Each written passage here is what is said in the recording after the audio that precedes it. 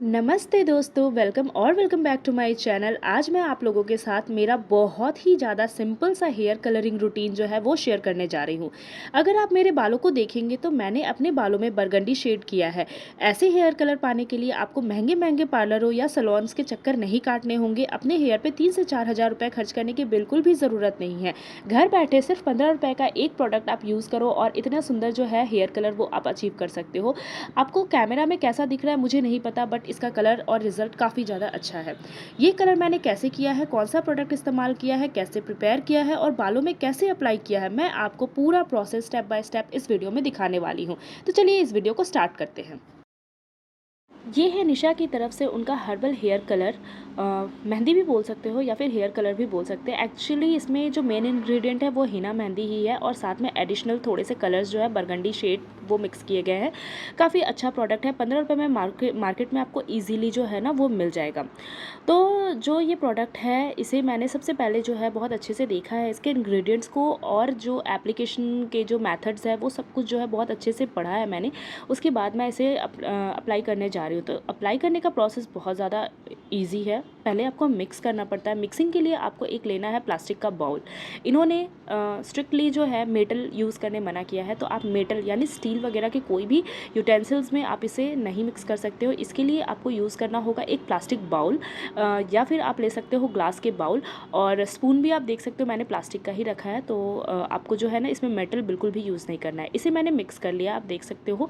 और उसके बाद से अब मैं स्टार्ट करूँगी अप्लाई करना।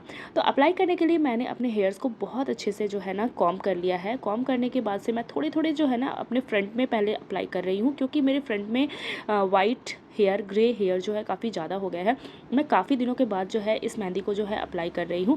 अगर आप फर्स्ट टाइम यूज़र हो और आप फर्स्ट टाइम इसे यूज़ करने वाले हो तो पैच टेस्ट बिल्कुल करें, क्योंकि कोई भी चीज़ हमें दिखाया जाता है जिसे फुल 100% हर्बल बोला जाता है, बट स्टिल वो हर्बल नहीं होता है। तो पैच टेस्ट करना बिल्कुल भी ना भूलें। तो सबसे पहले जो है मैं अपने फ्रंट में अच्छे से इसे जो है लगा ले रही हूँ। देन उसके बाद मैं सेक्शन बाय सेक्शन लूँगी और इसे अप्लाई करना स्टार्ट करूँगी।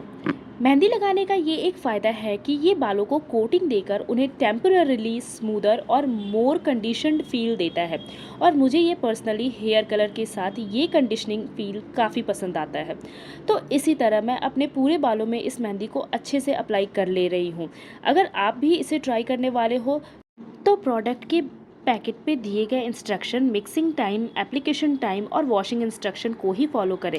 हर किसी के बालों का नेचुरल शेड अलग होता है, इसलिए फाइनल शेड हर व्यक्ति के बालों पर थोड़ा अलग दिखाई दे सकता है। अगर आपके हेयर काफ़ी ज़्यादा ब्लैक है तो ऐसा इफेक्ट देखने के लिए आपको 2 से 3 बार जो है इसे यूज़ करना होगा। और अगर मेरी तरह नेचुरल ब्राउन शेड है तो ये जल्दी ही आपको फर्स्ट जो टाइम आप यूज़ करोगे उसी समय देखने को मिलेगा। इसे लगाने के बाद इसे आपको 1 आवर के लिए अपने हेयर पे रखना है, फिर वॉश कर लेना है। मुझे ये शेड बहुत पसंद है क्योंकि बहुत ज़्यादा लाउड नहीं है और मेरे कॉम्प्लेक्शन पे जो है ये बहुत अच्छे से कॉम्प्लीमेंट करता है। आपको मेरा वीडियो कैसा लगा? अच्छा लगा तो इस वीडियो को लाइक कीजिएगा और चैनल को सब्सक्राइब कीजिएगा।